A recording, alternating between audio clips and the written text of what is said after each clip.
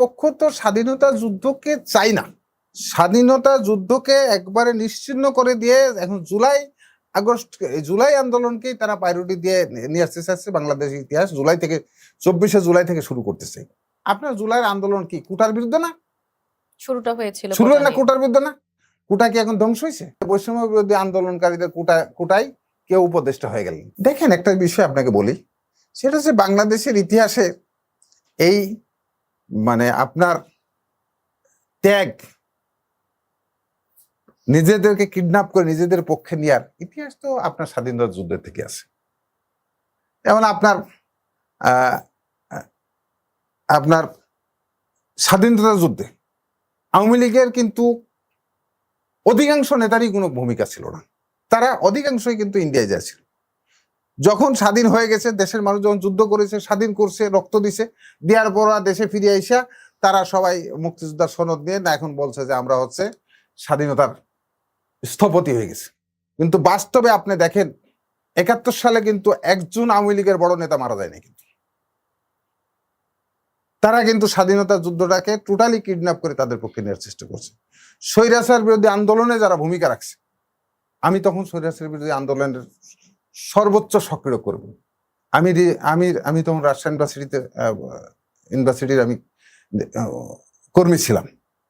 তো আমি দেখেছি যারা এরশাদ বিরোধী আন্দোলনের সর্বোচ্চ ভূমিকা রাখছে, রিস্ক নিয়েছে, তারা আজকে অনেকেই পৃথিবী থেকে নীরবে বিদায় নিয়ে গেছে, তারা জীবন দিয়ে চলে গেছে, তাদের ফ্যামিলিরও কিন্তু আজকে আমরা কিন্তু খবর নিই নাই। দেখেন ১/১১ পরে যারা এই রাজনৈতিক বিকেন্দ্রীকরণের পক্ষে ছিল, আজকে তারা কিন্তু পূর্ণবাসিত হয়ে গেছে। যারা ১/১১ এই রাজনৈতিক বিকেন্দ্রীকরণের বিরুদ্ধে ছিল, তারা আজকে কিন্তু পরিত্যক্ত হয়ে গেছে। আবার আপনার এই যে আপনার জুলাইয়ের যে আন্দোলন, এই জুলাইয়ের আন্দোলনে যারা, আপনার জুলাইয়ের আন্দোলন কি কোটার বিরুদ্ধে না? শুরুটা হয়েছিল কোটার বিরুদ্ধে না? কোটা কি এখন ধ্বংস হয়েছে? হ্যাঁ, সংসদ আইন কোটা বলবৎ আছে না? এনসিপি কোটায় মহিলা এমপি নিছে না? জামাত কোটায় আপনার মহিলা এমপি নিছে না? ইসলামিক সংরক্ষিত নারী আসনের কথা, সংরক্ষিত নারী আসনে আপনার ওখানে কোটার যদি বিরুদ্ধে ওখানেই হয়, তাহলে কোটাতে এখানে ওপেন ভোট দিয়ে দেন, ওপেন ভোট হোক। কোটার ভাগ তো সবাই নিচ্ছে।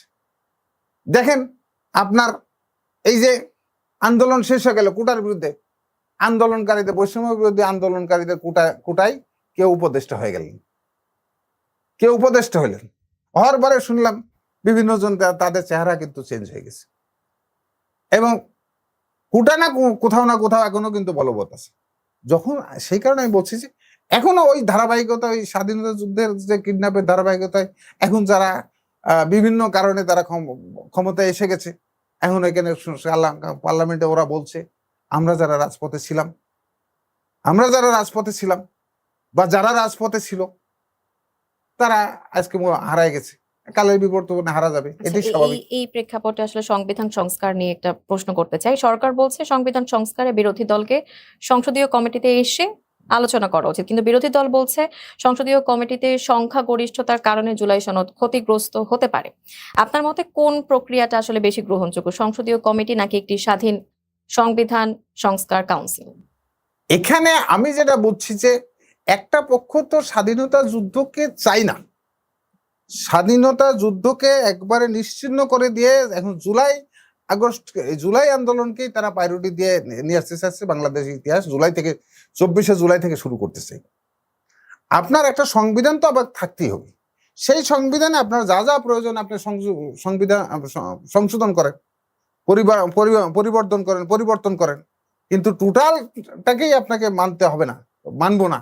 এই জন্য আপনার ওই যে সংবিধান সংশোধনী কমিটিতে তারা দিচ্ছে না।